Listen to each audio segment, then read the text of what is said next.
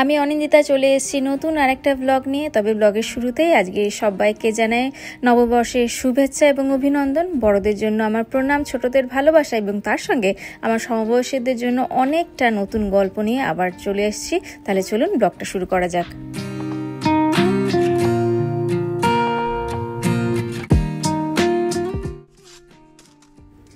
দিনটা আজকে পয়লা বৈশাখ হলেও বাচ্চাদের স্কুল এবং তার সঙ্গে তুহিনের অফিস কিন্তু চলছে। আমাদের জন্য এটা রোজকার একটা নর্মাল রেগুলার দিন, মঙ্গলবার এমনিতেই, তাই সমস্ত কিছুই এখন কিন্তু সেই ব্যস্ততার মধ্যে দিয়েই কাটছে। তবে যেহেতু পয়লা বৈশাখ, আজকে মন কিন্তু কোনোরকমভাবেই চাইছে না একদম সাদাসিধে ভাত ডাল খাওয়ার জন্য। তাই সবার পছন্দের কথা মাথায় রেখে এখন আমি বানাতে বসেছি একটু বাসন্তী পোলাও আর তার সঙ্গে চিকেন কষা। জানি পয়লা বৈশাখে মনটা একটু মাছ মাছ করে, কিন্তু বাড়িতে সেই চিংড়ি আর তেলাপিয়া ছাড়া অন্য কোনো মাছ নেই। তাই আজকে আর মাছ না বানিয়ে ভাবলাম যে পোলাওয়ের সঙ্গে বাচ্চারা মাংসটাই ভালো খাবে, সে কারণে সিম্পল চিকেন কষা এখন বানাতে বসেছি। তো চিকেন কষাটা আমার অলমোস্ট অনেকক্ষণ ধরে কষানো চলছে, রেডি হয়ে গেছে। শুধুমাত্র এখন শেষ পাতে একটু টক দই দিয়ে এটাকে আরও একটু ভালো করে কষিয়ে নিয়ে তারপরে এতে আমি জল দিয়ে এটাকে অল্প একটু সেদ্ধ হওয়ার জন্য দিয়ে দেবো। আর পাশাপাশি কিন্তু দেখলে নিয়ে আমি গোবিন্দভোগ যে চালটা ছিল সেটাকে কিন্তু একটু ভালো করে আদা, তার সঙ্গে ঘি, হলুদ আর গোটা গরম মশলা দিয়ে আমি ম্যারিনেট করে রেখে দিলাম ওই আধ ঘন্টার জন্য।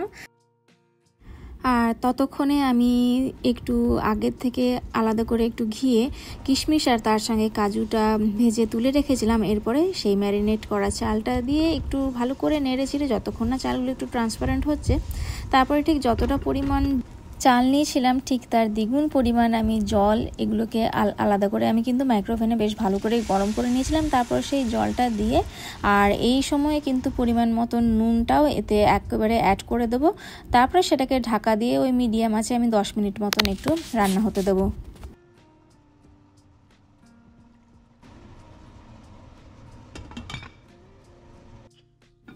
আর 10 মিনিট পরে আরও একবারের জন্য ঢাকাটা খুললাম। আর এই সময়ে আমি কিন্তু পরিমাণ মতন চিনিটাও এতে অ্যাড করে দিলাম। বাসন্তী পোলাও একটু বাচ্চারা মিষ্টি মিষ্টিই ভালোবাসে, আর যেহেতু চিকেন কষাটা একটু ঝালই করেছি তো সেই কারণে মিষ্টিটাও একটু আমি ভালো পরিমাণ দিলাম। আর তার সঙ্গে যে কাজু আর কিশমিশটা ভেজে রেখেছিলাম সেটাও এই সময়ে অ্যাড করে দিলাম। এখন কিন্তু গ্যাসটা বলতে পারেন একদম লোয়েই রেখেছি, তবে এখন আমি গ্যাসটাকে একেবারে বন্ধ করে দিলাম। আর খুব ভালো করে চিনিটাকে এরপরে চালটার সঙ্গে নেড়ে চেড়ে আমি এটাকে ঢাকা দিয়ে রেখে দিলাম। কিন্তু গ্যাস কিন্তু এই সময় পুরোপুরি বন্ধ হয়ে রয়েছে। আর তারও খানিকক্ষণ পরে একদম দেখুন রেডি হয়ে রয়েছে আর একদম ঝরঝরে হয়েছে, কোথাও কোনো রকম কিন্তু কোনো দলা বা কোনো কিছু নেই, বেশ ভালোই হয়েছে। এটা বলতে পারেন আমার ওই বং ইটসের রেসিপি দেখেই শেখা। এর আগেও অনেকবার অনেক ব্লগে আমি বলেছি, কিন্তু এই রেসিপিটা হচ্ছে বং ইটসের এমন একটা রেসিপি যেটা কিন্তু একদম বলতে পারেন নো ফেল একটা রেসিপি। একদম নুন মিষ্টি সবই পরিমাণ মতন ঠিকঠাক আছে। আর মিষ্টিটা দেখলাম খুব বেশিও হয়নি তবে কমও হয়নি, তবে চিকেনের সঙ্গে কিন্তু ভালোই লাগবে।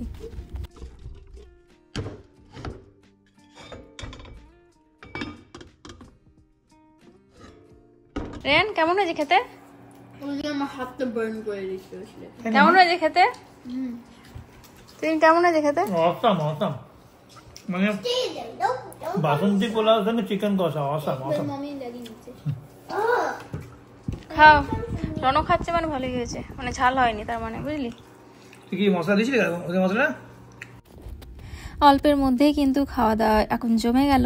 আর আজকে ওরা স্কুল থেকে ফেরার পরে হঠাৎ করে একটু ঠিক করলাম যে আজকে সবাই মিলে একটু বাইরে যাব। কিন্তু কোথায় আর যাব, টেক্সাসের এই কাছাকাছি যাওয়ার বলতে তো কিছু নেই। তবে হ্যাঁ, এই সময়টা স্প্রিংয়ের সময়টা কিন্তু টেক্সাস খুব ফেমাস হয়ে ওঠে তার ব্লু বনেটের জন্য।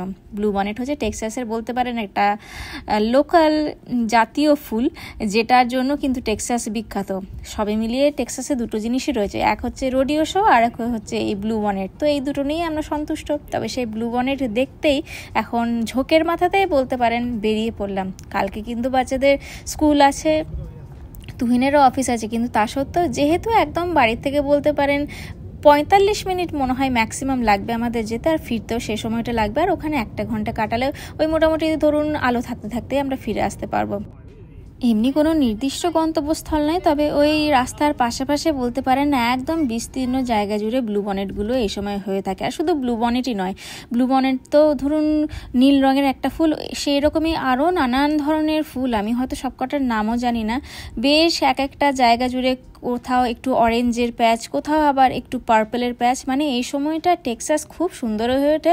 আর এগুলো সবই হচ্ছে কিন্তু এই ওয়াইল্ড ফ্লাওয়ার। আগে আমার মনে হতো যে এগুলো হয়তো নিজে নিজেই হয়ে যায় এখানে, কিন্তু পরে একটু জানলাম যে টেক্সাস গভর্নমেন্ট থেকেই নাকি ওরা ইচ্ছে করে এই সময়টা স্পেশালি এই রাস্তার দুধারে নাকি কিছু ওয়াইল্ড ফ্লাওয়ারের বীজ ওরা ছড়িয়ে দেয়, আর সেইগুলোর থেকেই ওই মাসখানেকের মধ্যে কিন্তু এত সুন্দর একটা অল্প অল্প জায়গা জুড়ে বেশ কিছুটা ওই ফুলের প্যাচ তৈরি হয়ে যায়। তো আমরা গতবারও যেখানে এসেছিলাম সেই জায়গাটাতে যেহেতু আবার ওই একই ফুল খুঁজে পাবো, তো সেই কারণেই আমরা চলে এলাম।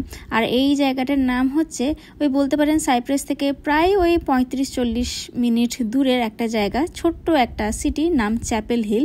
সেই চ্যাপেল হিলেরই একটা খুব সুন্দর চার্চ রয়েছে, সেই চার্চের আশেপাশের জমিটা ওরা পুরো কিন্তু এই ব্লু বনেট দিয়ে ভরিয়ে দিয়েছে।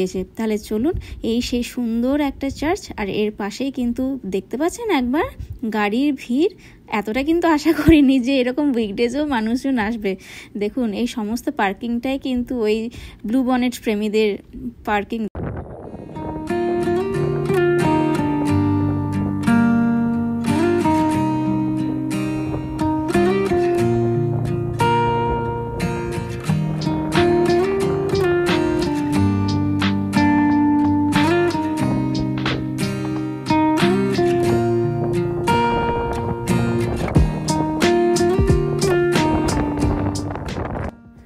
চোখের সামনে ব্লু বনেট আর তার সঙ্গে টেম্পারেচারটা এতটাই ভালো হয়ে রয়েছে, এত যে রোদ, কিন্তু হাওয়া যা বইছে রোদটা কিন্তু একেবারে গায়ে লাগছে না, বরঞ্চ একটু আরামই লাগছে। ফুলগুলোর হাইট দেখে হয়তো বুঝতেই পারছেন খুব একটা কিন্তু লম্বা হয় না গাছগুলো, ওই বলতে পারেন 2 থেকে 3 ফুট উচ্চতা হতে পারে। তবে এতটাই সুন্দর, আর চারিদিকে যেদিকে চোখ যাচ্ছে এই সবুজ আর তার সঙ্গে নীলের সমাবেশ দেখে চোখ দুটো যে এতটাই আরাম পাচ্ছে। আর লোকজনের একবার ভিড় দেখুন, শুধু আমরাই নয়, আমাদের মতন কিন্তু অনেকেই ব্লু বনেট প্রেমী রয়েছে মনে হচ্ছে। আর চারিদিকে শুধুমাত্র ওই ফটো তোলার হুজুগ, মানে বলতে পারেন টেক্সাসের এই ব্লু বনেট সিজনটা হচ্ছে ফটো তোলার জন্য একদম পারফেক্ট একটা সময়। কত যে ছোটোখাটো বাচ্চাকে নিয়ে মারা একদম সেই ব্লু বনেটের উপরে শুইয়ে দিচ্ছে, তাদের ফটো তুলছে, একদম প্রপার ফটোশ্যুটের সরঞ্জাম সমস্ত কিছু নিয়ে এসছে তারা। তো যাই হোক, আমরাও বেশ কিছু ফটো তুলে ওখান থেকে আবার ফিরলাম। যেহেতু বললাম যে বাচ্চাদের স্কুল আছে, তাই বাড়ি কিন্তু তাড়াতাড়ি ফিরতে হলো আমাদের।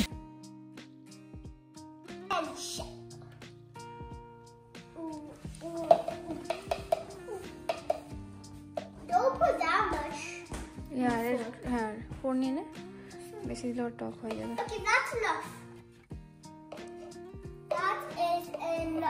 তুমি ওখান থেকে দিদিকে ইনস্ট্রাকশন দিচ্ছ? दूध लगবে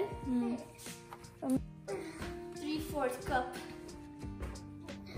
বাড়ি ফিরে এতটাই ক্লান্তি অনুভব করছিলাম, রিনিকে শুধু একবার একটু বললাম যে রিনি আজকে তোদের ডিনারটা তুই একটু রেডি করে নিতে পারবি? মেয়ে একদম এক কথায় রাজি। এখন সে বানাতে বসেছে ব্লুবেরি স্মুদি, আর তার সঙ্গে নাকি পিজা বানাবে।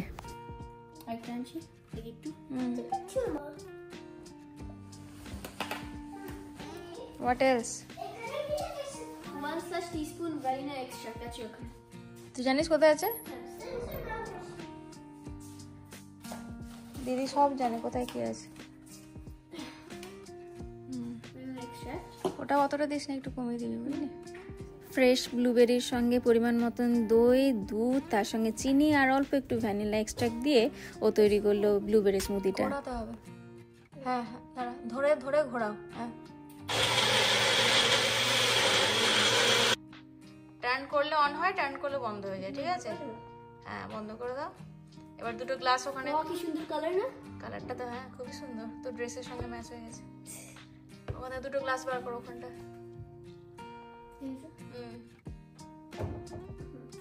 ছোট সাইজের বার করো দুটো। একটু থকথকে হয়ে গেছে, হয়তো আর একটু দুধ দিলে ঠিক ছিল, তবে ঠিক আছে, যা বানিয়েছে নিজেদের মতন করে সেটাই ভালো। আর একটু আমি টেস্ট করেও দেখলাম, জানেন তো ভীষণ ভালো হয়েছে খেতে। It'll be more like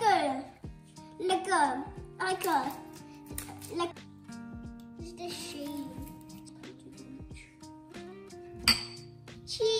Enjoy your lovely meal. Yum yum yum. Chef দিদি Chef Didi made all this yummy scratchy food. কি scratchy fruit? Yes. Scratch means yummy. আর পিৎজাটাও কিন্তু বলতে পারেন একটু ওই হোমমেড আর তার সঙ্গে বাইরের দুটো জিনিসের মিক্সচার। এই নানগুলো এবার কস্টকো থেকে কিনে এনেছিলাম। এই প্রথমবার কস্টকো থেকে স্টোন ফায়ারের নানগুলো কিনে এনেছিলাম, কিন্তু এখন দেখছি যে পিৎজা বানানোর জন্য নানগুলো যেন একদম পারফেক্ট, একদম পিৎজার যে ব্রেডটার যেরকম টেস্ট হয় নানগুলো একদম ওরকম খেতে। তো প্লেন ওই নানগুলোর ওপরেই বললাম যে একটু পিৎজা সস আর তার সঙ্গে চিজ দিয়ে পিৎজাটা তৈরি করতে। Express cook 1, can you see that? Yeah, 1, yeah. 7, 6, 5, 4, 3, 2, 1. Blast off! SpongeBob. Is it ready? I cannot play. সাইডগুলো ধরবি। Hey, wait. We didn't put it inside. Menu try. 1, হ্যাঁ, Oh, one. Express 1, yeah.